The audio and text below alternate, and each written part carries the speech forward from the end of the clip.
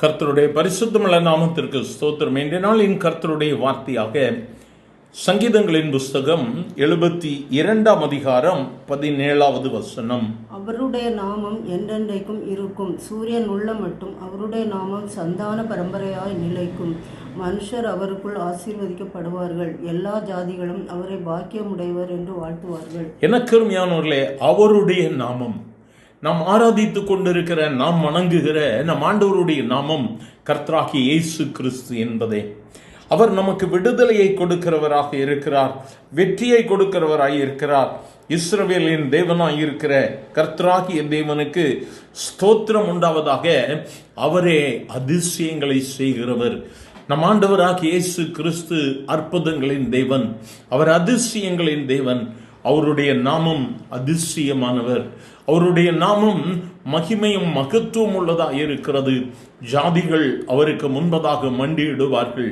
என கருமையானவர்களே, இந்த நாமம் நம்மை ஒரு நாளும் கைவிடுகிற நாமம் அல்ல, நம்மை மேன்மைப்படுத்துகிற நாமமாக இருக்கிறது. நம்மை உயர்த்துகிற பெயர் இதுதான்.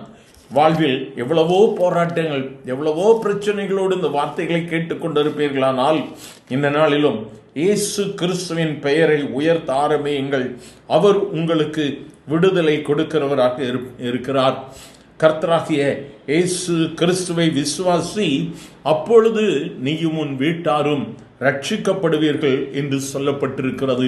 எனக்கு அருமையானவர்களை, ரட்சிக்கப்படுவதற்கு, விடுதலை பெற்றுக் கொள்வதற்கு, பாவங்களில் இருந்து மீண்டு நம்முடைய பாவங்கள் மன்னிக்கப்படுவதற்கு இயேசுவை தவிர வேறு வழியே கிடையாது.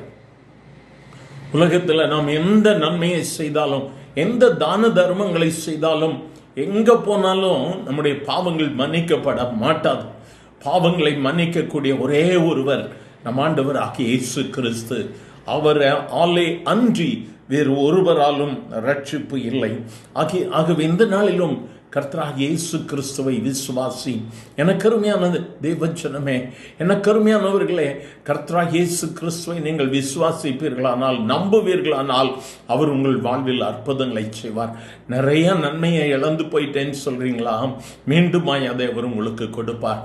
உன்னை மீண்டுமாய் அவர் புகழ்ச்சியும் கீர்த்தியுமாய் வைப்பார். எப்பொழுது நீ உன் வாழ்வை இயேசுவுக்கு ஒப்பு கொடுக்கும் பொழுது, எல்லாவற்றையும் மறந்துட்டு இயேசுவை நீ நின்று நோக்கி பார்ப்பாயானால், இன்று அவர் உன்னுடைய வாழ்வில் ஒரு புதிய அத்தியாயத்தை துவங்குவார், ஒரு புதிய ஆசீர்வாதத்தை கட்டளையிடுவார். நீ செய்ய வேண்டியது ஒன்றே ஒன்றுதான், உன்னை முழுமையாக தாழ்த்தி, இயேசுவே என்னை உமக்கு ஒப்பு கொடுக்கிறேன், உங்க வார்த்தை என்னை உயிர்ப்பிக்கட்டும் என்று சொல்லி கேட்பாயா? எங்கள் அன்பின் ஆண்டவரே, ஆசீர்வதிக்கப்பட்ட இந்த நல்ல காலை வேளைக்காக நன்றி. உம்முடைய வார்த்தையின் மூலமாய் நீர் எங்களோடு கூட பேசுகிற தெய்வர்க்காய் ஸ்தோத்திரம். விடுதலை கொடுக்கிற வெற்றியின் நாமம் இயேசுவின் நாமம். ஆண்டவரே, பாவங்களை மன்னிக்கிற பெயர் இயேசு. ஆகவே இந்த நாளிலும் உம்மை நோக்கி கூப்பிடுகிற உம்முடைய பிள்ளைகளுக்கு விடுதலையை கொடுங்க. வாழ்வின் தோல்விகள் மாறட்டும். இயேசுவின் நாமத்தில் பிதாவே, ஆமேன், ஆமேன்.